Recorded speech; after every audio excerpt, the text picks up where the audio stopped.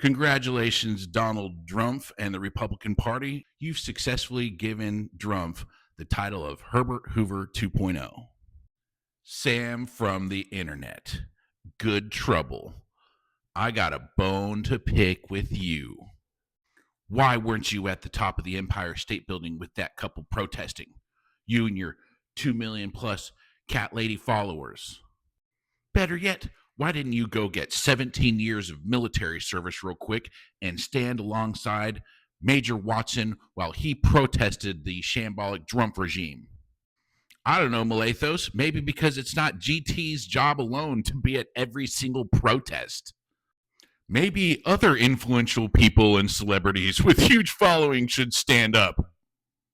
America, here's your sign when you see active duty Air Force Major Jason Paul Watson standing in solidarity with the rest of America, breaking rank to protest the shambolic Trump regime. Now's your sign to take action. Major Watson, in a heroic act of valor, made a decision to stand up for the rest of us and threw his whole military career away and got arrested. Because Trump has lied to the people and made nearly $2 billion just off of crypto scams alone in his first year of his second term. And the only people profiting are the 7 largest companies in the world, and they are being managed by BlackRock. And your 401k sucks. They want you to not pay attention or have any idea what's going on. They basically just use your sweat equity and your ignorance of the financial markets to balloon the value of the markets or the stockets that they want. And now they're the ones behind the scenes with the regulatory departments knowing when to pull the levers, when to buy, when to sell. And they're trading that information illegally between Congress people and the cabinet. And they're trying to make this legal, all while they keep federal minimum wage at $7.25 an hour. And we can't even get a fast food meal for like less than $20. So these MAGA guys are wildly corrupt, and they rely on us just sitting back and not doing anything while they just fleece us blind. They rely on us being okay with this non-consensual financial environment. And like I said, the last thing you want to do is put Nazi Don Huffines in as Texas comptroller, and you want to keep Ken Paxton the fuck out of the Senate. Like, just let me go play basketball 1v1 against that guy. I'll fucking gouge out his other fucking eye. And it's wild to see Trump operating on this specialty drug for weight loss from Eli Lilly that's meant for people who are terminal. Another side effect might be extra delusion. It's wild to sit there and watch Trump try to talk about how he's had a successful career in business. His whole business model is fraud. He's filed bankruptcy 6 times, and we're his 7th bankruptcy. This motherfucker couldn't sell cigarettes at its peak, probably. And it's equally as funny to watch him talk about that he had money before the most recent election. We all know that you were broke as fuck before the most recent election, bro. What the fuck? Just like we all know that Sasha Riley kicked a 10 stake up your fucking dumb ass.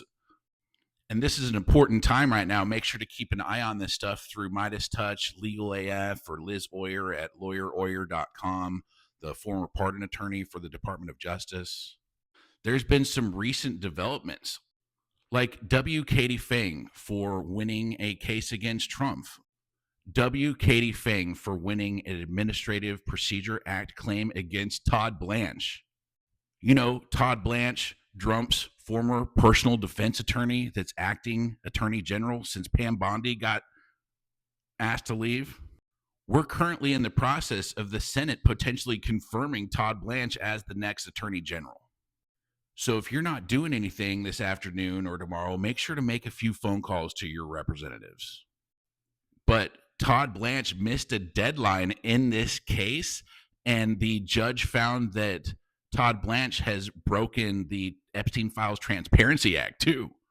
So not only did Todd Blanche miss a deadline with a court case against Katie Fang, but the judge ruled that Blanche and the Department of Justice have broken the law, the Epstein File Transparency Act.